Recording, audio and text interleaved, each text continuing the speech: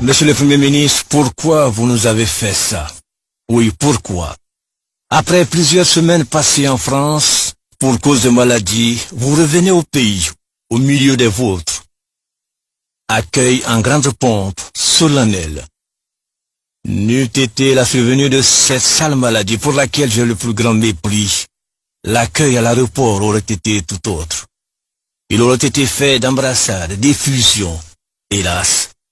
Mais le cœur y était, et c'est le plus important. Le Gotha politique s'était déplacé pour vous exprimer sa joie de vous retrouver. Qui aurait pu imaginer que ces pas simples, assurés, vous rapprochaient un peu plus de votre destination finale, l'au-delà. Seul Dieu Tout-Puissant, dans sa grande souveraineté, savait ce qu'il faisait. Il vous laissait dérouler les derniers instants de votre vie ici-bas. Qui pouvait imaginer que vos propos étaient parmi les derniers? Je me rappelle cette phrase dite avec tellement d'entrain qu'on était loin d'imaginer le pire, quelques jours plus tard. Je suis de retour pour prendre ma place aux côtés du président.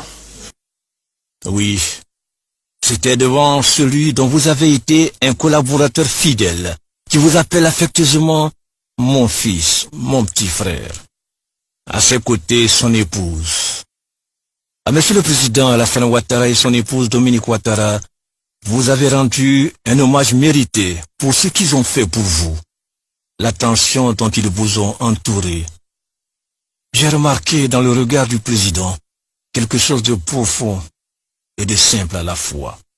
Heureux il était de vous retrouver en pleine forme, ou du moins, c'était l'apparence.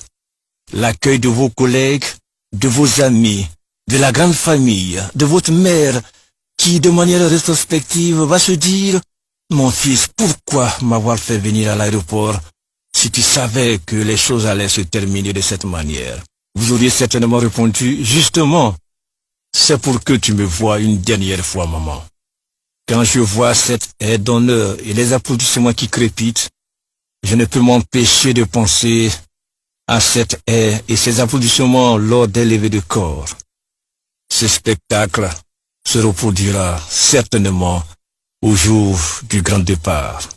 Ce salut du Premier ministre, un peu comme pour dire « Adieu mes chers collaborateurs, vous aviez retrouvé votre confiance en vous, heureux de revoir ce pays et reprendre le travail. » Maintenant, je suis de retour. On reprend le boulot. Hélas, la poursuite du développement de ce pays se fera sans vous désormais.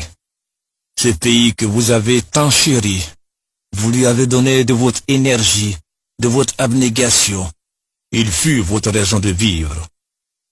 Vraiment, Dieu est souverain. Il vous a même laissé prendre part au Conseil des ministres, vous permettant ainsi de mourir à la tâche.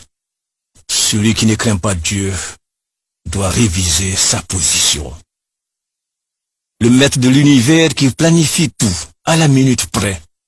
À chaque instant, Monsieur le Premier ministre, il ne manquait pas de vous glisser à votre oreille. Mon fils, n'oublie pas que je t'ai préparé une place près de moi. Je t'y attends. C'est dans cette atmosphère que la nouvelle est tombée tel un couperet.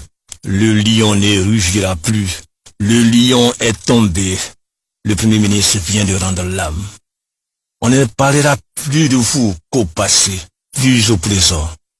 Seules vos actions parleront pour vous et plaideront en votre faveur. Désormais, seul s'impose le face-à-face avec votre Dieu, qui vous attend sur le seuil de sa maison, et il vous dira avec toute la tendresse d'un père attentionné, « Mon fils, viens te reposer près de moi. La maladie n'a pas été tendre avec toi, mais viens tout de même te reposer dans ma félicité céleste. » Le rideau est désormais tiré. Au fait, Monsieur le Premier ministre, pourquoi vous nous avez fait ça? Partir sans prévenir. Bon repos éternel.